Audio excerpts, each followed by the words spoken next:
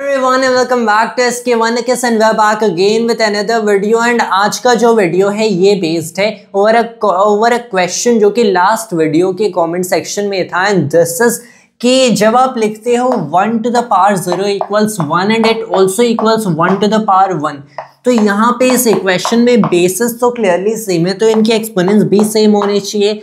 Why exactly do you get a mathematical contradiction here? I also used to have this question till I went back to this and मैंने देखा कि ये इस particular case के लिए ये theorem कि जब बेसिस सेम होते हैं तो एक्सपोनेंट्स भी सेम होते हैं वैलिड नहीं है. क्यों नहीं है?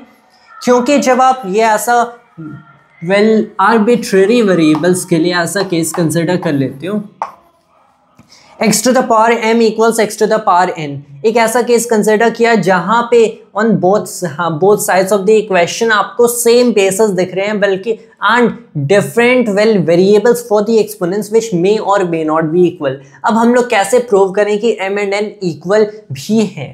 तो आप बेसिकली क्या करते हो, आप दोनों साइड के लॉगरिथम्स ले लेते हो. मान लो मैंने एक नेचुरल लॉगरिथम ले लिया.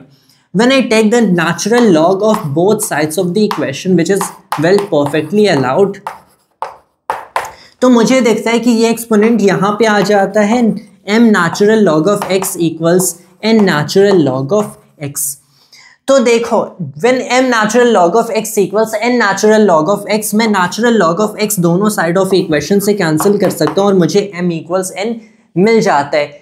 Whenever you encounter such contradictions in mathematics, always remember to go back to your initial postulates and assumptions and देखने कि कहाँ पे कौन सा assumption इस केस के लिए valid नहीं है. जैसे when we went back to this x power m equals x power n, हमें दिखता है कि क्यों ऐसा होता है कि m should also equal to n. यहाँ से natural log of x cancel हो रहा है जहाँ से हमें m equals n पता चलता है. अब अगर यही चीज मैंने इसके लिए देखा विदाउट डायरेक्टली स्टेटिंग कि ये दोनों भी इक्वल होने चाहिए, I followed the series of steps for this specific case, तो मुझे पता चलता है कि well I am basically writing 1 power 0 equals 1 power 1, मतलब 0 natural log of 1 equals 1 natural log of 1. क्या मैं दोनों साइड ऑफ इक्वेशन से natural log of n 1 cancel कर सकता हूं? नो. क्यों?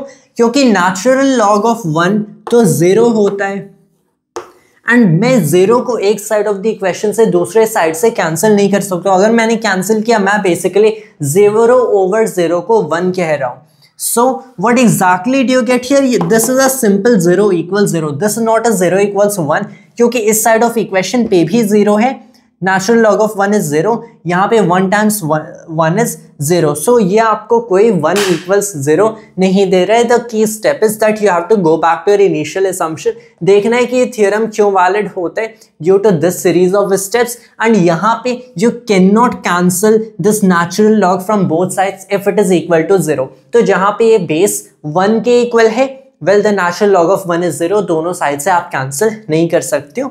एंड सो दिस थिंग कि जब x पर m equals x पर n implies that m equals n तभी valid होगा for all x belonging to the set of natural numbers but it does not equal to 1. So I don't know exactly how you're going to write that कि x belongs to the set of natural numbers but it doesn't equal to 1. तो मैंने दो separate conditions रख दिया कि it belongs to all natural numbers, सारे natural numbers के लिए ये valid है but it is not valid in the case of 1 is an exception to this rule. So that was all for this video of mine and thanks to all of us.